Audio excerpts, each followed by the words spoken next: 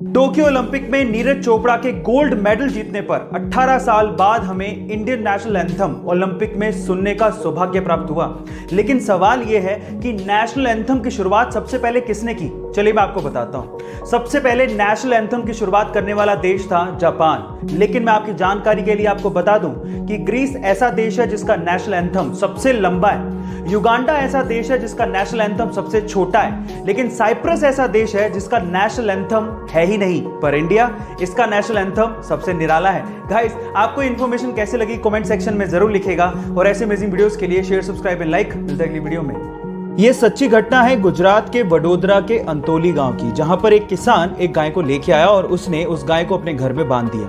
लेकिन उसके लाने के बाद वहां पे अजीब घटना होने लगी। रात को बहुत सारे कुत्ते उस गाय को देख के भूखा करते थे, जिससे किसान परेशान हो गया और उसने इसके कारण का पता लगाने की कोशिश करी और इसके लिए उसने सीसीटीवी कैमरास वहां पर इंस्टॉल करवा लिए। लेकिन जब सीसीटीवी कैमरास के फुटेज सामने आए तो वो किसान देख के हैरान रह गया।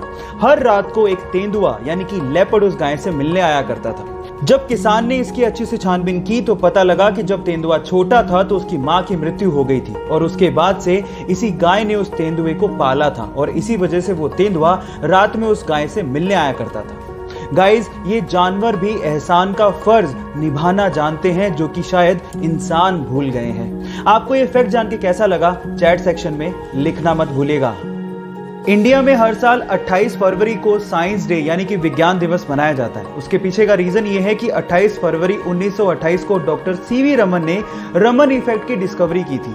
लेकिन अगर मैं आपसे सवाल पूछूं कि स्विट्जरलैंड में साइंस डे कब और क्यों मनाया जाता है तो आप लोग क्या कहेंगे? डोंट वरी, मैं आपको इसका आंसर देता हूं। स्विट्जरलैंड में हर साल 26 मई को साइंस डे मनाया जाता है और इसके पीछे का रीजन जान के आपको बहुत प्राउड फील होगा, क्योंकि 26 मई 2006 को डॉक्टर एपीजे अब्दुल कलाम ने स्विट्जरलैंड को विजिट किया था और जैसे ही उन्होंने वहां पे कदम रखा, वहां की सरकार ने 26 मई को विज्ञान दिवस घोषित कर दिया। ये फैक्ट जान के आपको कैसा लगा चैट सेक्शन में लिखना मत भूलिएगा।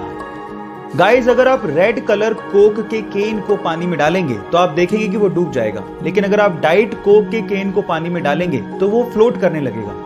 सवाल ये कि ऐसा क्यों होता है? आप में से कई लोग शायद ये कहेंगे कि ये मटेरियल की वजह से होता है जो कि कोक के केन को बनाने में यूज हो रहा है, लेकिन गलत।